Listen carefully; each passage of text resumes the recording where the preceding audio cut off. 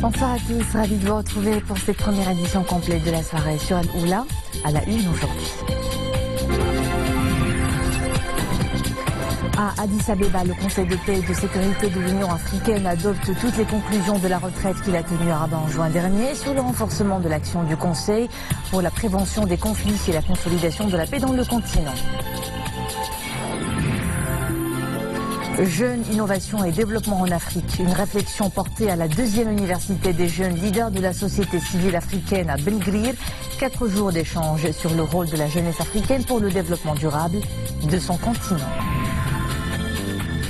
Casablanca, nouvelle escale des jeunes participants au 13e Festival international des enfants de la paix.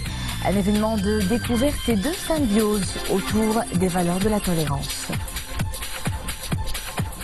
Première escale de cette édition, Addis Abeba, où le Conseil de paix et de sécurité de l'Union africaine a adopté toutes les conclusions de la retraite qu'il a tenue à Rabat en juin dernier sur le renforcement de l'action du Conseil pour la prévention des conflits et la consolidation de la paix en Afrique. La retraite de Rabat avait confirmé la pertinence continue de l'action du CPS pour surmonter les défis et les menaces en constante évolution qui pèsent sur la paix et la sécurité sur le continent. Mohamed Eitleshkar. Lors de cette retraite de 2 jours tenue au Maroc fin juin dernier, le Conseil de paix et de sécurité a confirmé la pertinence continue de son action pour surmonter les défis et les menaces en constante évolution qui pèsent sur la paix et la sécurité sur le continent. Il a souligné que l'accent doit être mis sur le renforcement du CPS dans les domaines de la prévention des conflits, de la gestion des crises et de ses méthodes de travail. Cette retraite de Rabat avait également convenu de la nécessité d'évaluer régulièrement l'évolution des conflits et des crises sur le continent africain, y compris leurs causes profondes, afin de permettre à ce Conseil de paix et de sécurité de suivre fréquemment les évolutions des foyers de tension et d'adapter les approches, en vue de renforcer les opportunités pour des recours efficaces. Lors de la retraite de Rabat, il a été convenu de tenir chaque année une réunion du Conseil de paix et de sécurité, réunion au cours de laquelle les représentants et les envoyés spéciaux de l'Union africaine, ainsi que les hauts représentants de l'Union africaine, feront des communications sur les situations de paix et de sécurité en Afrique et interagiront afin de mieux informer le CPS pour la prise de décision. Le CPS qui a souligné la nécessité d'inviter à travers le président de la Commission, les représentants et envoyés spéciaux, ainsi que les hauts représentants nouvellement désignés, à un échange de vues avant le déploiement sur le terrain. La retraite de Rabat a aussi convenu de la nécessité d'avoir des interactions régulières avec les Nations Unies, en particulier les membres du Conseil de sécurité des Nations Unies, étant donné qu'ils ont des homologues disponibles à Addis Abeba. À Ben Grir, l'innovation et le développement de l'Afrique au cœur des travaux de la deuxième université des jeunes leaders de la société civile africaine. Cette nouvelle édition se veut l'occasion de mener une réflexion et de suggérer des actions qui promeuvent la culture d'innovation et met l'accent sur le rôle des jeunes qui composent majoritairement la population du continent. Soumaya Belayachi, Mohamed Hassan Meskour, Zakaria Mokin Billah. Ils sont plus de 100 jeunes venus de 25 pays africains à prendre part aux travaux de la deuxième université des jeunes leaders de la société civile africaine. Ensemble, ils discutent des possibilités qui leur sont offertes pour développer leurs capacités d'innovation. Pour les participants, les jeunes peuvent acquérir les compétences nécessaires pour soutenir le développement et contribuer à la paix et à la sécurité.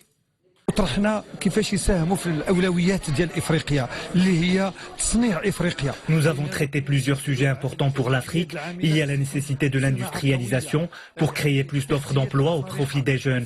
Il y a aussi le problème de l'alimentation, de l'enseignement et de l'intégration économique.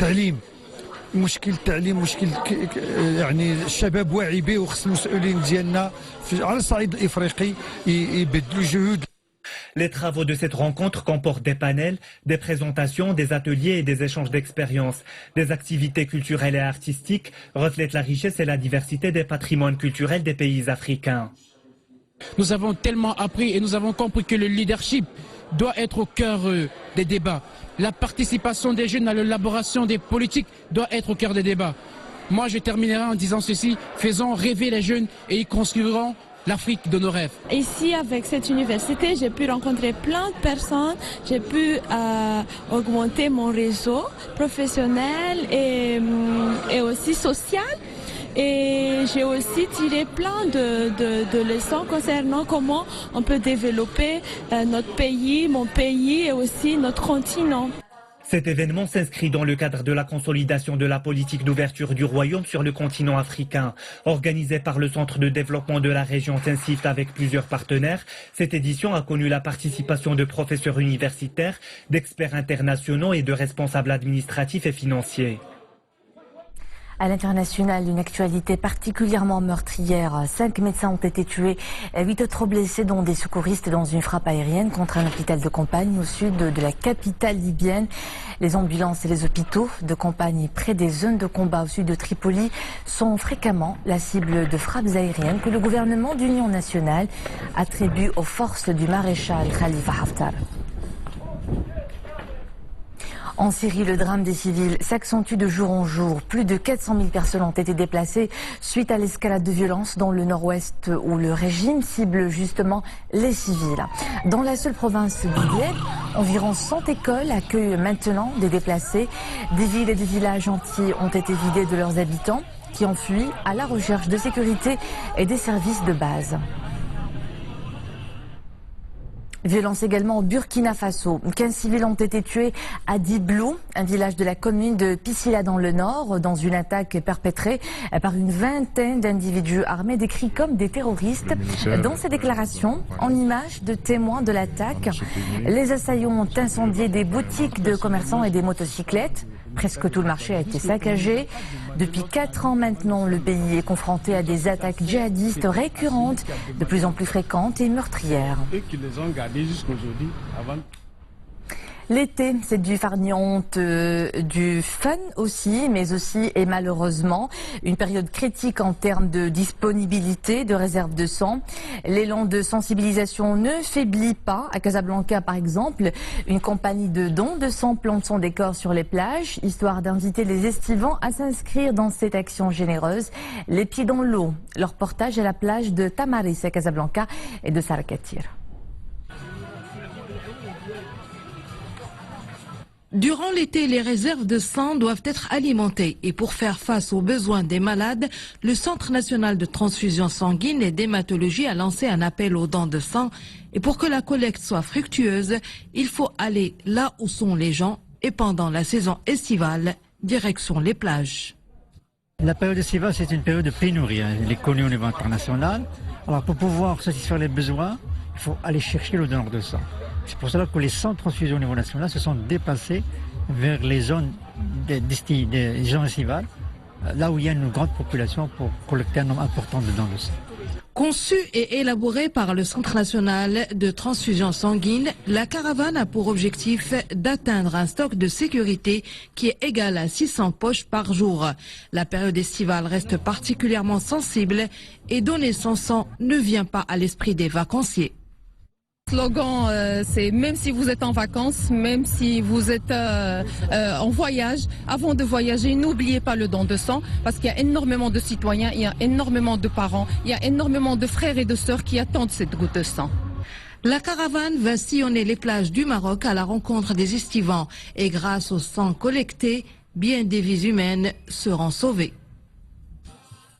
Je vous invite à présent à une immersion dans le musée du Coran à Médine où la vedette reste les exemplaires édités au Maroc. Depuis son ouverture, il y a 4 ans, plus de 5 millions de personnes l'ont visité, principalement des pèlerins venus des 4 coins du monde. L'occasion de mieux connaître l'histoire du livre saint depuis sa révélation jusqu'à sa compilation.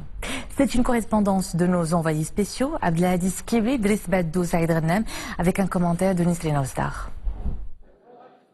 Après avoir accompli la prière d'Al-Isha, ces pèlerins découvrent les étapes par lesquelles le Coran est passé depuis sa révélation, ensuite sa transcription et enfin sa compilation dans un volume unique. Différents styles calligraphiques sont mis en avant, le hijazi, le persan, le koufik et le marocain également. Une grande fierté et beaucoup d'émotions pour les pèlerins marocains. Il nous a été extrêmement agréable de découvrir ici des manuscrits d'une valeur historique inestimable, certains avec une touche marocaine. C'est un motif de fierté pour nous en tant que Marocains. Franchement, cela a été une grande surprise pour nous de voir des Corans édités au Maroc ici. Cela honore le royaume. La splendeur de la calligraphie marocaine fait la part belle aux livres saints exposés ici. Certains manuscrits datent de plus de 10 siècles. C'est vraiment impressionnant. Édifié auprès d'Al-Masjid al-Nabawi, le musée du Coran à Médine attire chaque jour des milliers de visiteurs. Des guides sont mobilisés et des technologies modernes sont mises à profit pour faciliter la visite aux pèlerins. Ce musée met en avant la noblesse et la sacralité surtout du livre saint, le plus grand bienfait de Dieu à l'humanité. Depuis son inauguration en 2015, plus de 5 millions de personnes ont visité le musée du Coran à Médine, deuxième lieu saint de l'islam après la Mecque. Nous entamons cette page de culture par l'actualité de l'édition. Ce sera d'abord le nouvel opus du journaliste mauritanien Abdallah Ould Mohamdi.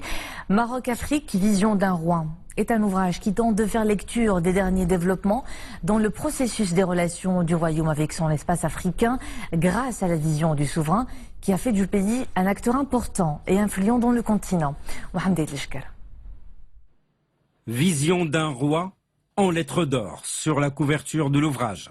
Les relations Maroc-Afrique sont ici décortiquées au plan politique, économique et religieux. L'ouvrage est signé Abdallah Ould Mohamdi, journaliste et écrivain mauritanien, spécialiste des questions africaines. Un ouvrage en 176 pages, 9 chapitres, dont les premiers décrivent l'ancrage historique du Maroc en Afrique. Maroc-Afrique, vision d'un roi, est préfacé par un autre journaliste et écrivain arabe qui vit à Londres, chercheur et spécialiste des questions liées aux médias arabes. Ce livre n'est pas volumineux, mais il est très riche en informations sur un sujet très important pour toute personne désireuse d'étudier les relations entre le Maroc et l'Afrique et désireuse d'en comprendre les perspectives.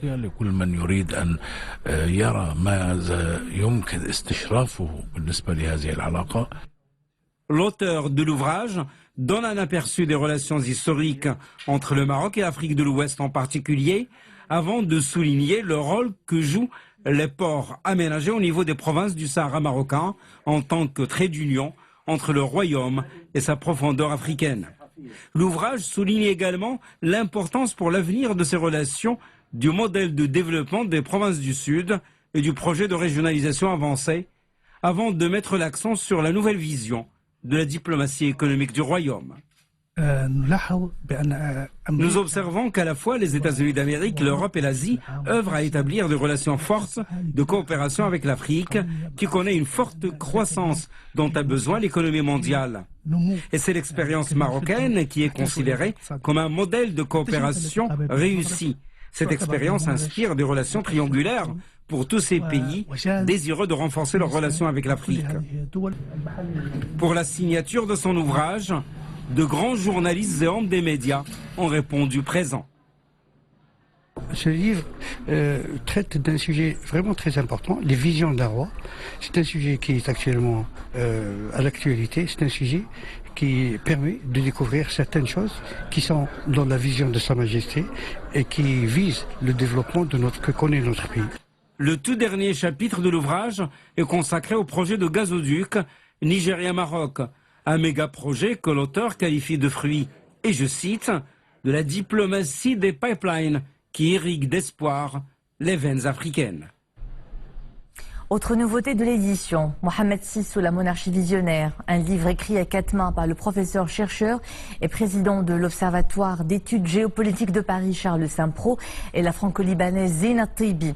L'ouvrage très dense fait le point sur les nombreux chantiers d'infrastructures, de réformes économiques, sociales et institutionnelles ouverts par Sa Majesté le Roi.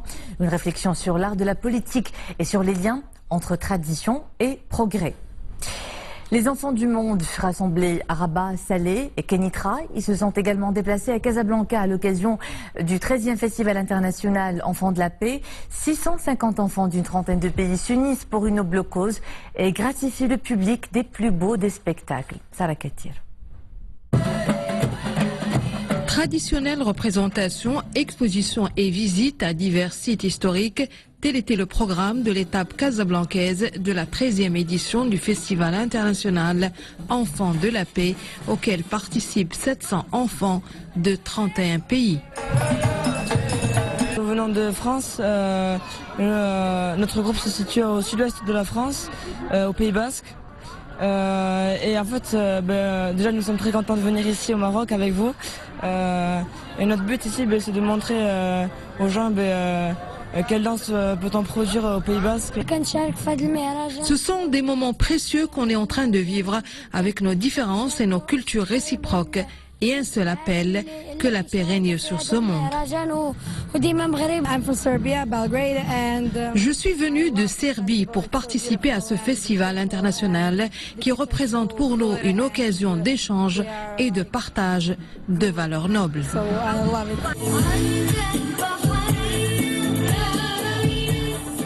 À travers leur chorégraphie et leur représentation artistique, ces enfants ont plaidé pour un monde où règne la paix, la cohabitation et la tolérance.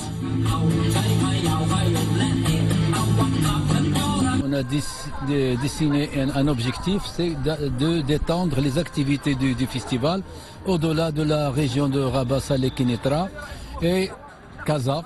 Il a eu la chance d'être la première ville à être concernée, mais dans le programme à venir, on envisage de toucher pas mal de villes de Maroc parce que c'est quand même un festival qui reste unique au Maroc, dans les pays africains et pays arabes. Les délégations participantes ont emmené le public dans un voyage aux quatre coins de la planète à la découverte de la diversité et de la richesse culturelle.